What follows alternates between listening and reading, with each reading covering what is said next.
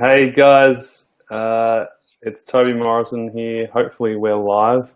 And on the other side of this screen is Marie. Hey Marie. Hey. Do I call you Marie-Louise or do I call you Marie? Call me Marie-Louise, please. Or you can call Okay. me ML. I don't like Marie. Yes, ma'am. Thank you. I was never sure. Like it's hard I know. to. It's a double-barreled name. It's confusing for everyone.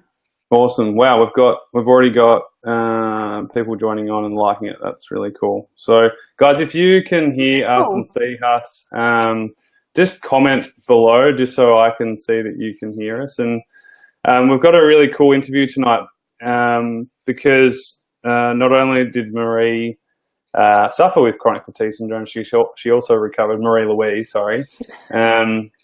She also recovered from CFS, and she also helps people with CFS.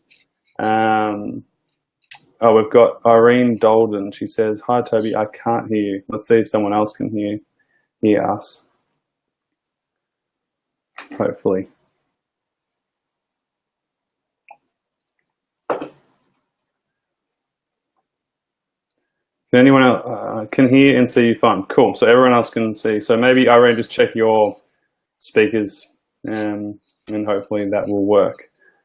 So what we're going to do tonight, we're going to talk about a particular topic, which is emotional well-being, and also, something that Marie-Louise is really passionate about, and I think has a lot of expertise in, which is kind of speaking your truth and self-expression. Would you say is one thing? Yeah, for sure. For sure. Yeah, That's a good way yeah, to put it. yeah. And I think a lot of us struggle with that. Whether you've got CFS or not, I think it's just one of those things that's a pretty unique, good tool to learn to implement. Yeah, for sure. I actually went through it in my own personal life yesterday. I had to have a really honest chat with somebody, and it was pretty hard to start with, but it was good at the end. It takes a while, but it's once you do it, you feel better for it. That's it. You got to go through the hard part of it to get to the good bit. Yeah. Now, just while this audience is building, let's just go back to the start. So you actually came to us for help. How long ago was that? I think it was maybe a year and a half ago, maybe 2 years ago. Yeah, I can't remember Yeah. exactly now, but Cool. yeah, Now, about so before you came to see us, what was going on for you? What kind of tell us a little bit about your story? um so months before that, I was just in and out of doctors' offices, having every test under the sun. I was pretty much bedbound. I couldn't really walk from the kitchen to my bedroom without needing to take a rest. I'd be exhausted after having a shower. I was pretty unwell, and for about 6 months, they didn't really know what was wrong with me. So I just was doing tests and lots of things, and was just completely frustrated that no one could help me, and I didn't know what was wrong, and I wasn't getting better at all. I was just sort of staying the same, and I'd never really been sick before. I'd had the flu here and there, but over that, after a week or so. So this was really foreign to me. Yeah, that's a pretty common story we hear these days as well. Yeah. Like it's sadly, but okay. So you're going through that. You were probably, that sounds like a one out of 10. Yeah, yeah, for sure. Yeah, I definitely was. And, all the doctors just kept saying to me, are you sure you're not depressed? And every time I saw someone, they just tried to put me on an antidepressant. But I knew that I wasn't depressed. I knew that there was something else going on, but I didn't know what that was. I didn't know how to communicate it. So yeah, that was just completely frustrating. And how did you even come across us in the first place? So random. I was just it was on a really bad day. I was just lying in bed, couldn't move, and I was just scrolling through Instagram, and someone had hashtagged CFS health or something. And I was like, oh, I wonder what that is.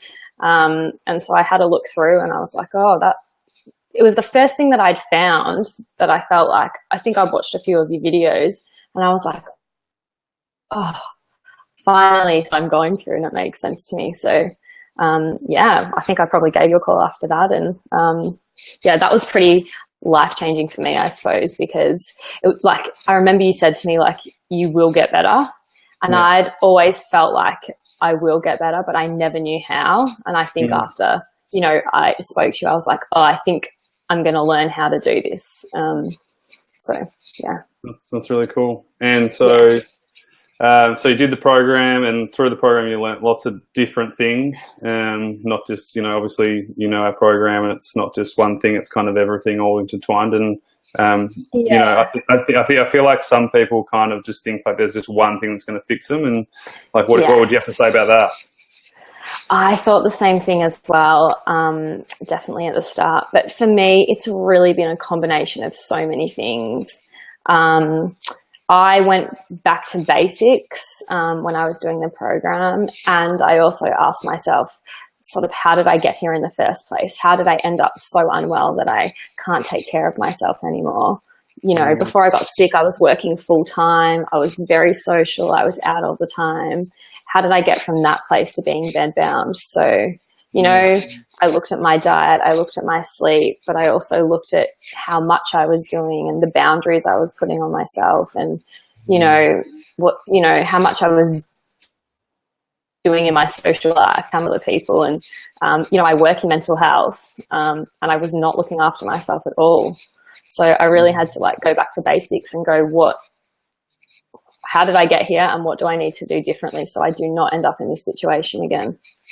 Yeah, so if anyone's like wondering, Marie-Louise, helps people in mental health. So like you were working prior, you know, like it was like you were already working in that field, and you know, and then you got sick in health, and then now you're back and you're doing things a bit differently, and you're coming on board with us, and you're gonna, you know, be the emotional wellbeing coach, which is awesome, something that we've needed, and something that I think is a really important part of the life process of recovery and getting out of it, you know.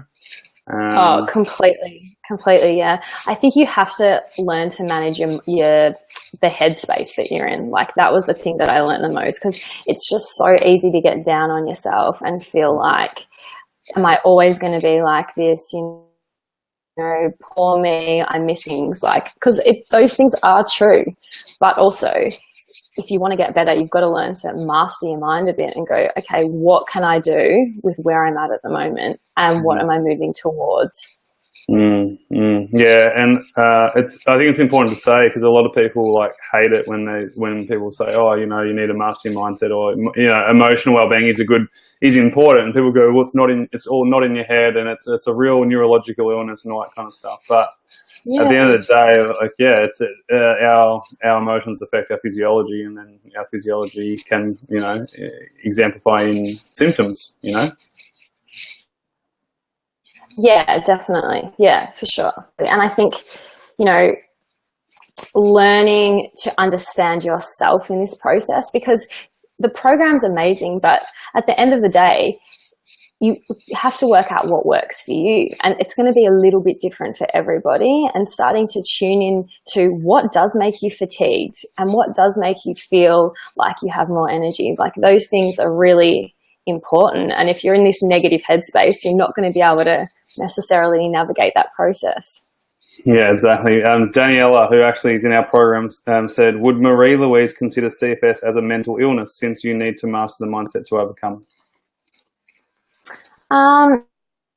No, I wouldn't consider at all. I think with any illness that you have to learn to manage the way that the way that you think about it and the way that you deal with it. But I don't think it is a mental illness. I think it is a physical illness for sure. Yeah. Yeah, I would say it's like a secondary, Daniela, like what I would say is it's a secondary kind of response to the, you know, first kind of problem, which is the physical problem. And so, how else could we say? You know, it's like anything. It's the problem is with invincible illnesses is that you can't see it. So let's, for instance, you know, you break your leg.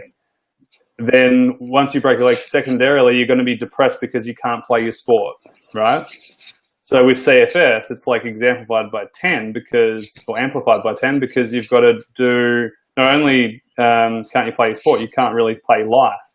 So that's why mindset is just so important. and a integral part of recovery, because it's not just about mindset and thinking positive thoughts. It's not about that at all. Yeah. Well, it's not, I completely agree with not thinking positively, but like a big thing for me was I did not know how to say no to people. People would call me all the time with problems and things like that, and I literally didn't know how to say no. No one had ever taught me that. I always did everything for everybody. And so when I say that, I had to practice saying no. I had to practice asking for help. It killed me to say, could my parents make some dinner for me? Like, it was really hard for me because I was an adult. Surely I can make my own dinner, but it was really difficult for me to ask for those things. So that was the sort of stuff I had to learn, and I had to teach myself and know that that was okay. Is anyone watching who completely, like, is nodding their head with that, like with that whole no thing? I just want to see a show of hands. If that's you, just comment yes in the box. Can you see the comment section, Marie, on this program or not? Some of it I can see. Okay, yeah, I've got it here. So if anyone can join in here, so Jenna Newton says yes with exclamation mark, exclamation mark, exclamation mark. So it's cool. It's just so common, like that whole boundary thing, and just like saying no, and it's like almost like we feel bad. Like it's like we'll feel judged and be a bad person if we do say no. We'll, what are they going to think of us? And they're going to think we're a bad person, but then we know we're not a bad person, but we still say yes because we don't want to be looked like a bad. It's so fucked up, really. Excuse the French. That's for me. It was my insecurity that I had to take care of everybody else first, and then I could look after myself. So, that was what got me into this situation in the first place. I worked full-time in a hospital with glandular fever, and I didn't even bother going to the doctor. I had headaches and so day, and I was taking care of everyone, even look after myself. Wow. Like, that's crazy. How, like, that is, like, I look back on that now and I'm like, that, how did I get there? Yeah, it's nuts. Well, a couple of the girls have just written in here. Jen Newton said she had glandular fever before she got CFS, which is pretty common. Same as me. Kerry says, yes, this is me. Didn't want to let anyone down. Let me put yourself first, not selfish. Kat says, Jen Newton, it was excruciating to ask for help. That made people think that I was doing okay when I wasn't. Yeah. Okay, cool. So, all right. So so boundaries. Let's talk about self-expression, because I know you're big on this and you've written a blog about it as well. Yes. And we had like a 2-hour conversation about it, because I'm actually pretty fascinated in it, in terms of being brutally honest. So, like, for people at home, there's a fair few viewers watching right now, and hi to anyone who's just joining. Like, how can we identify that what we're doing isn't really serving us, and then what can we do to change it? I think we really need to pay attention to how we feel in any moment. So you're looking for, are the feelings I'm experiencing positive, or are the feelings that I'm experiencing negative? And really let your feelings and your emotion be the guide for what's going on for you. So I was feeling negative a lot of the time, and I was feeling stressed and angsty, and that sort of set me up to be in a bad place in a way. I really, really believe in the importance of joy and the freedom that comes with the joy, and I guess being flowy, going with the flow, being able to do what feels right for you. And the more that you can pay attention to your positive feelings, and where am I feeling joyful and where am I feeling stressed? Do you feel stressed when you hang out with a particular group of people when you leave, versus other people that you hang out with and you just feel so great when you hang out with them? Like, that's information to us all the time, but you need to be doing more of those things and looking at, well, what is making me stressed about hanging out? For me, it was a lot of self. I had to let go of some friendships that I'd had for a long time because I just weren't serving me anymore. But that's hard, because I had to be really honest with myself and go, why am I fatigued in this situation? And I didn't always like the answers that sort of came up for me. Wow. Did you just call them, or did you just slowly phase them out of your life? Well, the interesting thing about getting sick is that you do really find out who your friends are.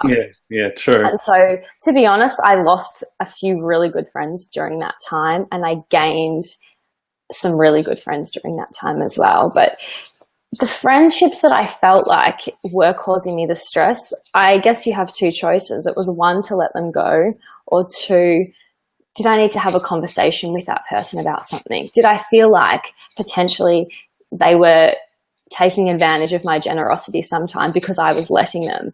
And then I sort of had to have the bravery to go, you know what, this relationship's worth it for me.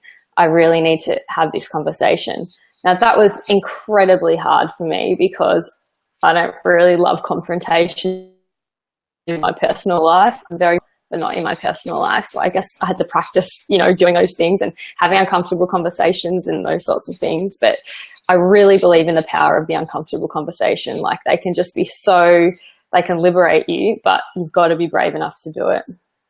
Yeah, oh, that's awesome. I also want to ask you quickly, you talked about joy and experience of joy, and like I've talked a lot about that in lately, but you said the opposite as well. Like, you know, you got to be in tune with your feelings. Now, I don't know about anyone else who's watching, but for me, sometimes that's a bit scary, especially with your emotions and stuff. Like, you know, a lot of us try and run away from it, and we don't want to feel certain emotions. So, like, it's kind of like a scary idea to feel your emotions and then feel your feelings. You know, like, yeah, what would you kind of say to someone who kind of maybe is experiencing that? I think it's about why you're doing it. And for me, my motivation is that I did not want to get into this situation again. So I was prepared to go and sit in those uncomfortable feelings. Because I knew they were parting it for a bigger picture, because I wanted to sort of understand myself better and understand why I was in this situation. Mm-hmm. And so I feel like there's a threshold with your bad feelings that if you can sit in them for long enough, they really can teach you something. And I'm a firm believer that there's lessons in everything, and they're actually there as a guide for you. And if you start paying attention to what they're telling you, the intensity of the bad feelings don't last as long. Yeah. How many of you guys who are watching and who have had such a freaking hard decision to make that you've put it off for maybe years, like literally like maybe 20 years or 5 years or whatever, and then like you've tried everything but to make that decision and nothing's worked, and then you make the decision, and then all of a sudden it's just like, you can kind of like breathe again. I want to see if anyone's been through that. Have you been through that yourself, Marie, obviously? Oh, for sure. For so many times. And you're like, why didn't I just do this in the first place? But it takes you a while to get there. You've kind of got to build up the courage, and, you know, you've got to kind of pep talk yourself into doing it. Like, that's completely normal. That's life. Yeah, it is life. Yeah. And sometimes it does take, you know, like you said, it takes all those little stepping stones to get to the point. There. Yeah, for sure. Yeah, for sure. Yeah, Gemma Hanley, 100%. Hey, Gem. Love having you on. If you guys have got any questions as well, feel free to comment in, you know, because this is a perfect opportunity to ask someone who's not only recovered from CFS, but also, you know, coaches people, you know, going through hard times, not just physically, but emotionally. And I think it's, you know, like Jenna said before, I think she said, you know, my CFS is physical, and I totally 100% agree.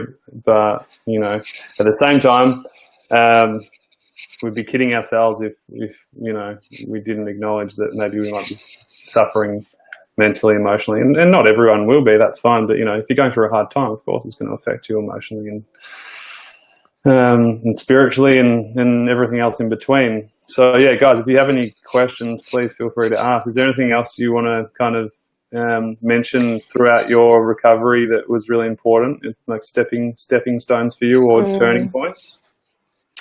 I think it was really important for me to believe that I would get better. And there was points where I just felt like I felt depressed. I did, because I was just like, I feel trapped in my body and I don't know how I'm going to get out of this. And I don't know if I'm going to be able to be that person that I was before. And, you know, and I was really scared. And there was a few people around me who said, they just kept telling me that I was going to get better. And I sort of believed that in my core, but I think I didn't always feel connected to that idea.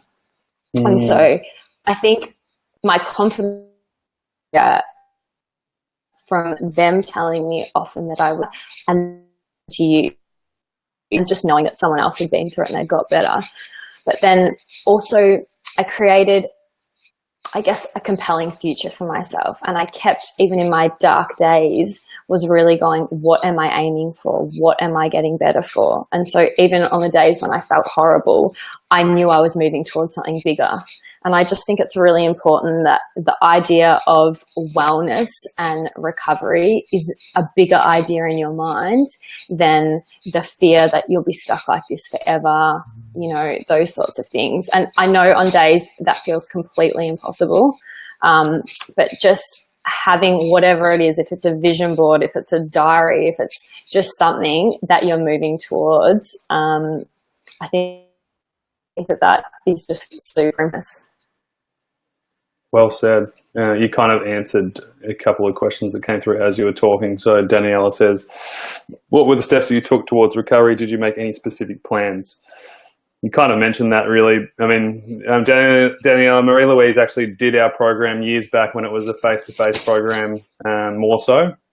She worked with Ash, who used to work for us. And so, like, do you want to just run through, like, a couple of things that you did, like, you know, that you did with Ash that, you know, just so other people can see what they might, yeah. So, I mean, the things I did with Ash was obviously, I didn't know how to build up my exercise that I was doing. So, like, I went for runs that would completely floor me because I was just going from 0 to 100 and then crashing, which is obviously really unhelpful. So I just, you know, I built up the exercise stuff a lot. I got my sleep. Quality sleep was really important, and just doing this structure of, I have never been a morning person. Add chronic fatigue into that, I was useless. So I slowly started waking up at a more reasonable time, you know, 11, then, you know, 10:30, 10 o'clock, you know, until I was waking up at you know, a more reasonable hour. What else? My diet was pretty important. There was certain things that I ate that just did not agree with me. And that was a trial and error thing for a year, I think, until I sort of got that right. Yeah. I ate super regularly every 3 hours. If I didn't, I would pay for it. Stayed hydrated. And I saw a therapist to help me navigate all of the reasons why I got there in the first place. And that was, I couldn't really, probably, I just wasn't physically or emotionally strong enough. But when I was ready, I sort of felt like it was time. I did that, and that was that was just like the most helpful thing for me. Wow, that's so cool. I was just going to mention that at the end, yeah. And you did a hell of a lot of work mentally and emotionally as well, not just all the physical stuff. But it sounds like you did all the steps to get to one point, and then you did all the steps to get to another point, you know? Yeah, exactly. Yep, exactly. Yep. Is recovery like this, or is it like this? Oh God.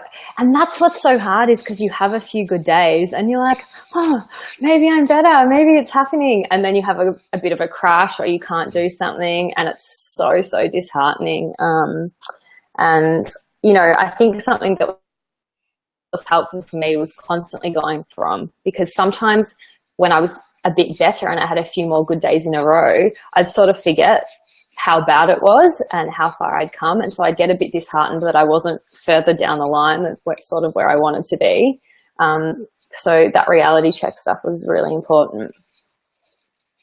Yeah, that's a good point. And like, I think that's something that Ray has been harping on about with a few of the clients. And I think Ray did a video this morning or yesterday about posting wins and kind of just seeing how far you have come, and not, yeah, like if you do have a bad day, it's not a bad month or it's not a bad week. Like it's just a shitty day and leave it at that and start again tomorrow kind of thing.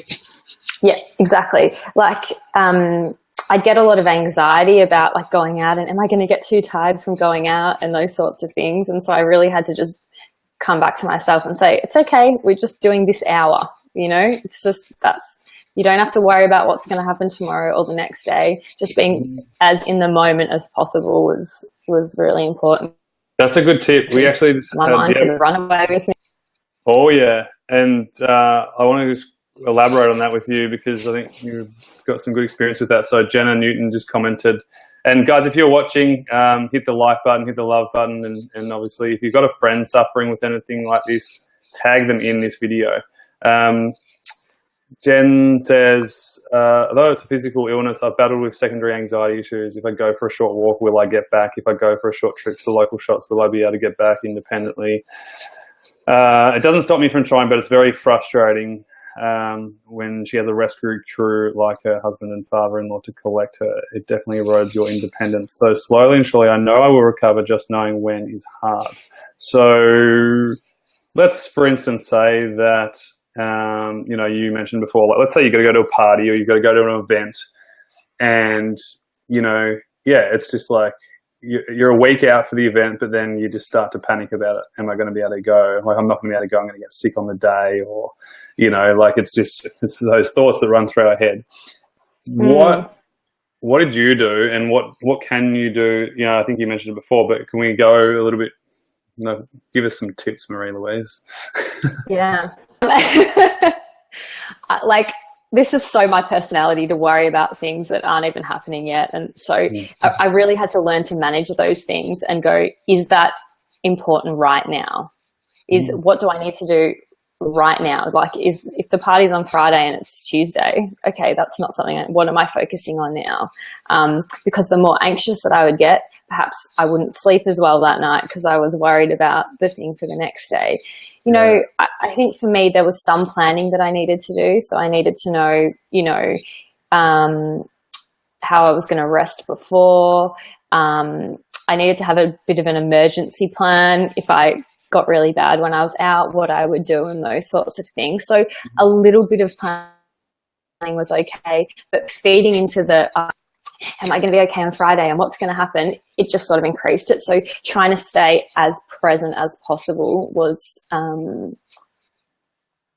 something I had to practice. You know, mindfulness, people do it once or twice and they go, oh, it doesn't work for me. It's actually a practice and something you have to practice every day. And I think about 6 months into having chronic fatigue, I went and actually learnt to meditate, which was amazing. For anybody that knows me knows that I cannot sit still and I have a very racy mind. And I tried lots of different meditation before and it didn't work, but I tried transcendental meditation and that was super helpful for me. So there was probably a few different things that I did to try and manage my anxiety is definitely one of them. Trying to stay present as much as possible. You know, for some people that can't meditate, it's just, you know, you might listen to certain music and it might make you feel more present. You might go and put your feet in the garden outside and feel grounded in that. It doesn't have to be something huge. It's just like, what can bring me back to this moment? Because that is the most important thing. Anxiety is fear about the future. Depression's worrying about the past. So how can I stay in this moment as often as possible? And your mind will do that thing where it runs away from you, and your job is just to bring it back to the present moment. So let's give one tip. So I think you mentioned it. So if I'm going to a party and I'm freaking out about it, I'm making up all these stories like, you know, what's going to happen and, you know, all that kind of stuff. Do you just ask yourself a question? Do I need to worry about this now? What was that question you asked? I think it's going to be a good one. I think I can't even remember what I said, but something about is this relevant to what now, or where I'm at right now? Yeah. Do I need to? Is this really going to happen? You know. Yeah. Is this something I need to be focusing on right now? And if it is, that's it, okay, that's fine. If it is, and if it's not, then it's finding something else to occupy your mind with at that time, I think. Grab your attention.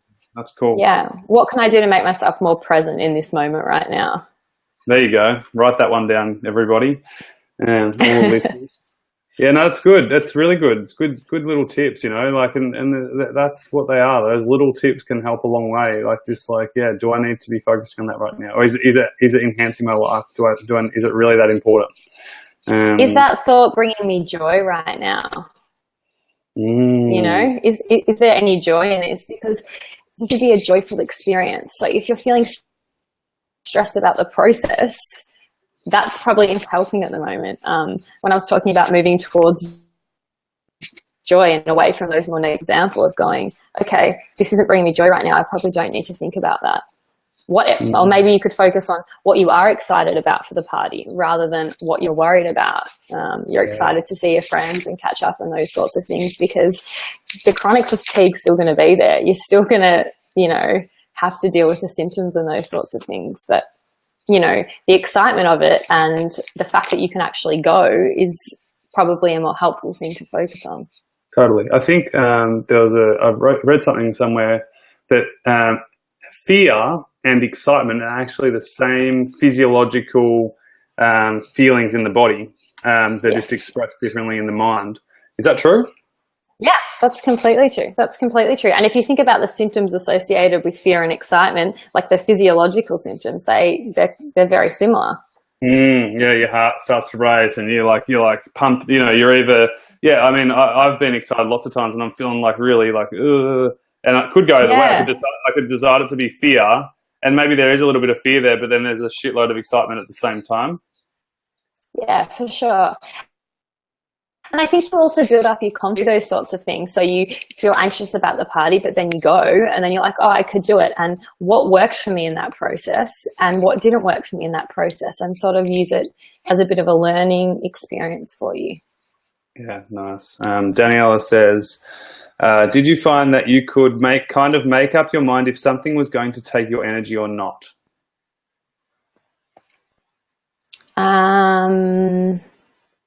I think she means like within a baseline. Like, did you like? Cause I guess I can kind of answer that question, but I think it's more directed at you. But more, I think what you're trying to ask is, or the answer would be, you do what's within your baseline. So for you, like, did you with where you're at? Because this is the thing with CFS.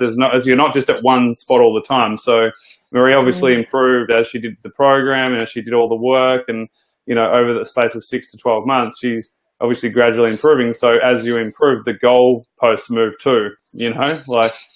Yeah, exactly. Yeah. Yeah, exactly. And, you know, sometimes I could go out for half an hour, you know, and that was it. And then other times I could maybe go for 2 hours or something like that. Some days I would rest for the entire day so I could go out for 20 minutes. But that was... at the start. Yeah, at the start. Yeah. Okay. Cool. Any other comments, guys, or questions you want to ask? We've really covered like 3 solid things today. 1, your story, but 2, 3 really. Believe that it's possible for you and build that over time. Yeah. The second one, which I think is probably one of the biggest ones, especially for the females and sensitive males, is saying no. You know, and just having boundaries and just being like, no, like I don't want to see you, I don't want to do that, or I don't need to do that, and you know, it's not bringing me joy, so I'm not going to bother doing that anymore, you know. And in conjunction with that is making the hardest decisions to make are the best ones to make. They are, for sure. And I had to have, and I think build your capacity to have uncomfortable conversation, because the uncomfortable conversation is usually around doing something to take care of yourself and your struggle with that. So, I think, like, you know, I had hard conversations with my family, like, you can't all call me all the time. And I had immense guilt about that because I really wanted to be there for everybody, but it was coming at a cost to me. But to build my confidence, the first step for me was building my confidence to acknowledge that stuff, to actually be able to say that to them and then deal with the repercussions of it after. Yeah. It's Solid. definitely a process. Yeah. Good. It's definitely a process, and it takes time, and is going to get better when it wants, when it wants to get better, and when you support it to get better. But I am the world's most impatient person, and it really taught me patience, just one day at a time. But yeah. Yeah. So two more things that you've just brought up. Then we could talk for hours. I could. I told you. Yeah, I told you once you started. You did tell me that at the start. Yeah, well done. No, you just said, it taught you patience, and so you see it in psychology a lot. Is like, what are the learning lessons from the disaster, or what are the learning lessons from the shitty experience? What are the blessings in the stressing? Is what Dr. John Dimartini would say. So, finding those things, those learning lessons along the way is of like, like what did I get? What did I gain from that? Not what did I lose? It's what did I gain from that? Yeah. Anthony Robbins says, how would your life change if you realized that life was happening for you, not to you? Yeah. And so that was it for me. At the start, I was poor me, and I was hating life, and I moved to, what is this trying to teach me? What lesson is this trying to teach me? Because something so big had happened to me. I could only imagine that the lesson was going to be so huge for me as well. And so, I had to use that and have some faith in the process, because what else could I do? I could be miserable through the whole thing, or I could, I could try. You get a choice. You do get a choice. You don't get a choice on the chronic fatigue, but you definitely get a choice on how you how you handle it. Yeah, well said. That's brilliant. So before we wrap up, Yes. I just want to ask you, what would you say to someone who who's not in our program, who isn't getting help, who's just like struggling? What kind of what advice would you give them, just from a fellow past sufferer to them now? There's an expression that pain is inevitable, but suffering is optional. So I think if you're struggling with chronic fatigue, like for me, there was no other choice than to keep trying until I find an answer. But we don't have all the answers on our own, and we need help with this. And it's really important to have someone to guide you through the process, and to help you figure out something that is complex and makes no sense, and that a lot of people really don't understand. So I think, getting help where you can, and from people that have been there, is priceless. Mm-hmm. Good. Yeah. You got a lot of wisdom. I'm excited to have you on, and I think, like, if you guys feel like you got something from this, let us know, because Marie can do some more videos down the track and do some specific ones on specific issues that you guys might be struggling with at the moment. So for anyone who doesn't know, Marie-Louise is the emotional wellbeing coach for CFS Health. So for anyone who's in our program, who has the 8 coaching sessions that are included in joining the program, you can use them with Marie-Louise when she gets back from her overseas trip to New York and Mexico. I think you start in mid-July. So, so just keep that in mind. And for anyone who's not in the program,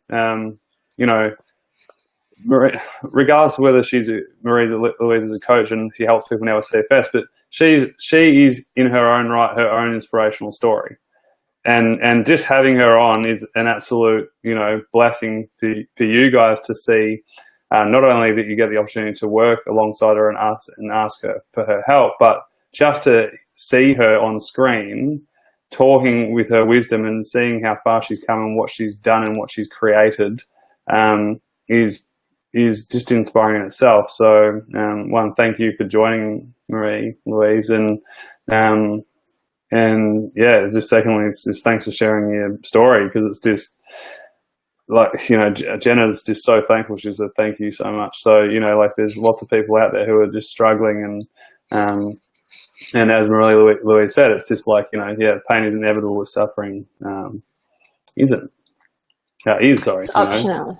Yeah, it's optional. Yeah, you don't have to, you know, and I think what we both mean by that is, everyone's saying thank you. There you go. Everyone, you know, yeah, suffering is really where you're constantly burdened by your situation, and like, you know, again, like it's just like nothing goes right, and sometimes life is shit and life throws curveballs. I met a guy the other day who I've just never seen someone who's had such a painful life story. I felt my heart just felt for him so deeply. And we chatted for about 2 hours, and I just couldn't believe the story he told me. I was like, oh my God. It always happens on the day that you think you're having you think your life's tough. Just so the universe can remind you that it's not so bad. Yeah, exactly. Yeah. But, you know, and so you can either, just let life, you know, be in a suffering state, or you can go through the shit but still find, you know, like Marie did, and like I have, and like Raya has, and like hundreds of other people have, or thousands really, you know, get a choice inside that pain, inside that struggle, to help yourself, to just to even have the thought, I think I can get better, is a good start. Oh, did I lose you? No, I'm back. Yeah, we just cut out for a second. Yeah, the fact that you guys are on this page watching, like, it's pretty evident there that you're interested in helping yourself. So that's good awareness. It means that there's a part of you. It means that there's a part of you that wants to get better, and that sort of knows that you can. You know, and even on those days when it feels hard, that, you know, take comfort in that. You know, you're looking, you're searching. It means that you want to get better, and you will, and you can get better. That was the best thing anyone ever said to me. So yeah, cool. Keep going, keep trying. Yeah, exactly. So guys, thank you so much for joining. Again, if you're not in the online program and you want to find out more, you can actually now just personal message this page, the CFS Health page, and our lovely Gemma will get back to you. And she won't try and sell you anything. She won't actually give you any information. She's actually going to help you figure out where you're at and what you need specifically, whether it's our program or something else. So it's really cool now. So she'll ask you a set of questions, and you guys can have a chat. And there you can, if you're really interested to join the program and be committed and you know, get coaching with either Raya or Marie, Louise, or, you know, and join our community as well. You can do that by booking in an initial call. If you head to the website cfshealth.com, go to the online recovery program section, and click on assessment call, and you can click on that. You'll fill out a quick assessment form, just a little brief history about you and where you're at and what you want to get help with, and then you'll have a call with our head coach Raya, and she'll be able to help you figure out, you know, where you're at, what you need help with, and whether or not you're the right fit for the program. And you know, we have like 880 members from 40 something countries now. So there's a lot of people who are going through similar situations, who are improving, who are recovering. You only have to scroll through this Facebook page to see a lot of the wins that people are posting, and go on our YouTube channel and see, you know, hundreds of videos of really great stories. So, and you know, you're looking at two right now, and Marie-Louise sharing her story tonight is just absolutely amazing. So again, thanks heaps for joining. If you liked it, let us know by clicking the love heart button or the like button. And if there's, you know, lots of that, then we'll can continue to do that, and, you know, help you guys as much as we can. Any last words, my friend? That's all. I think I've spoken quite enough. You can come on anytime. You're good. Right. Thanks, Toby. Guys. No worries. I'll speak to you soon. Bye. Bye.